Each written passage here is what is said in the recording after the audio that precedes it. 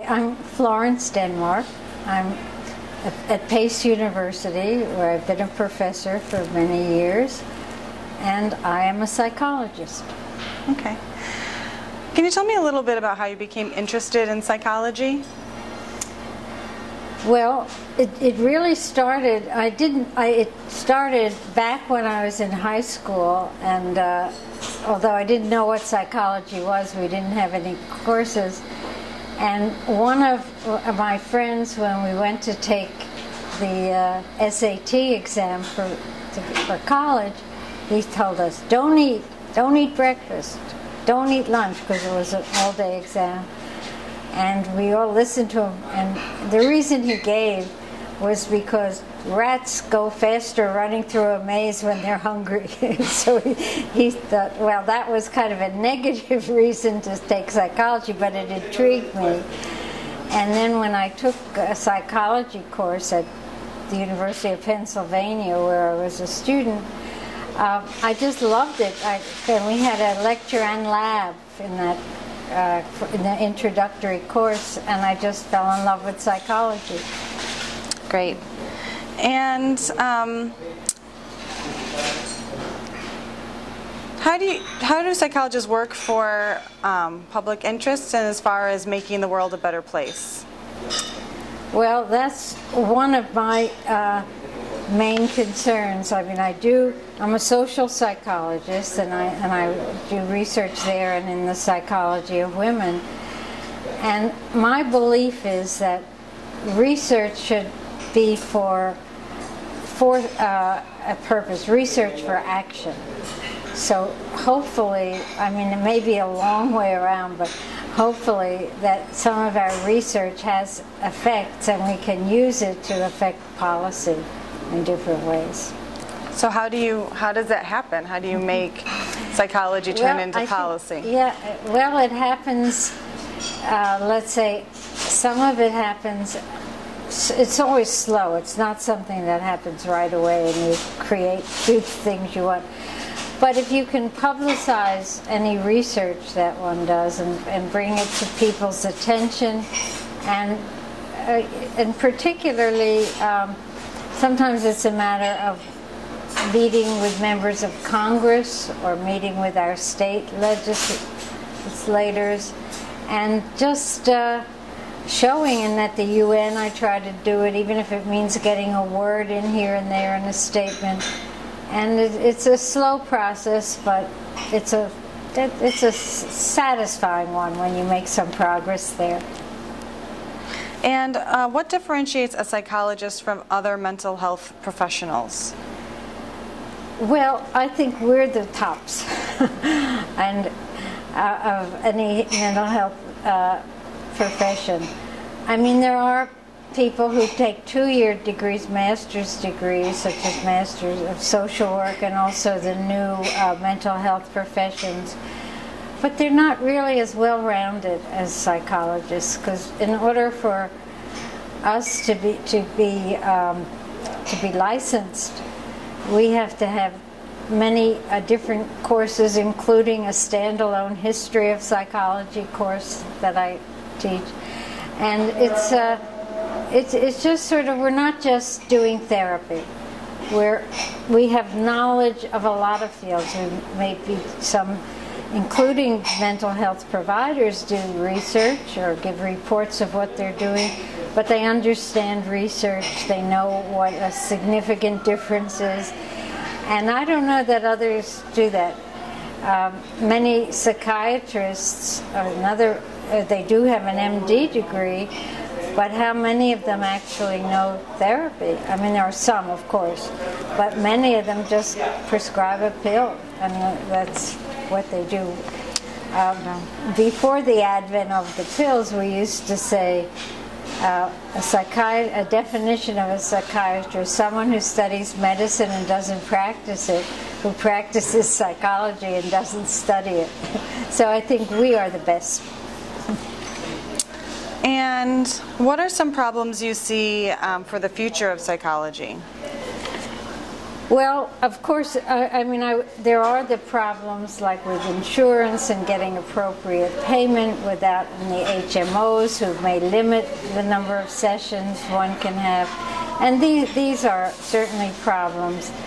I think and another problem in a different sense is we need to have more men entering the field and more people of color. And that's to really be a field a discipline that attracts everyone. And if we don't, then we have problems. We have wonderful women in the field, but we need to broaden the students and then the future professionals. How do you think we can do something about that? I know. I think we have to go out and show.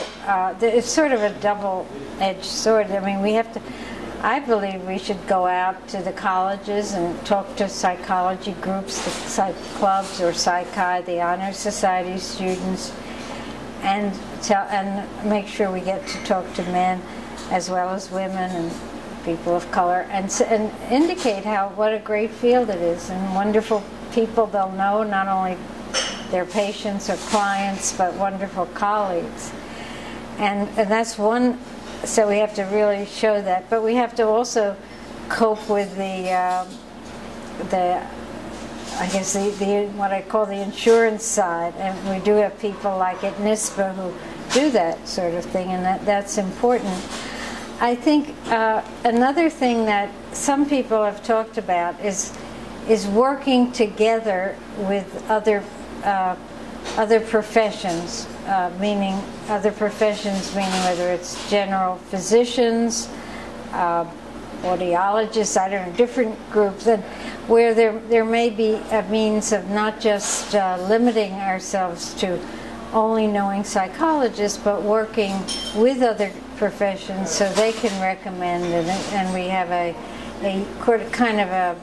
integrated field of health providers. And I think another thing that's important is too often there's certain, let's say, psychoanalysts often have disagree with cognitive behavioral people, and maybe more the other way around.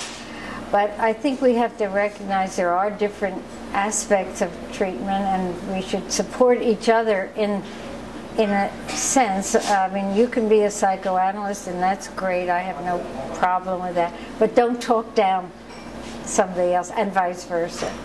Since NISPA is largely an organization that deals with clinical psychology issues, why does an academic psychologist want to stay involved? Well, NISPA does primarily deal with clinical and health service provider issues.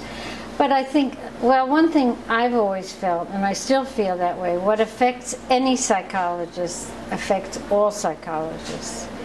And I think that it's important for those of us who aren't clinicians to stay involved, and because if I'll do what I can do to help others work for all psychologists, because it affects me. If people think less highly of psychology, it's not only the clinicians, it's all of us. Yeah. How do you stay current in the field? Well, personally, I stay current through reading, through teaching, and I learn from my students too. And writing, I do, so that involves research, and talking to people, going to meetings. I love going to NISPA meetings because I learn about things I don't know about.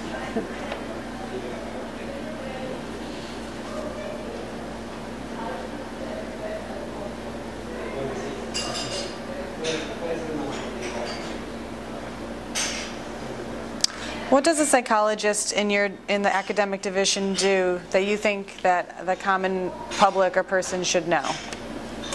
Well, I think that the person should know, not just say from the academic division, but that they should not equate psychology strictly with, are you analyzing me? How many times I get that question if I say I'm a psychologist, and they say, are you analyzing me, or don't study me, or And I think they should know that there are all different areas, whether it's social, my field, or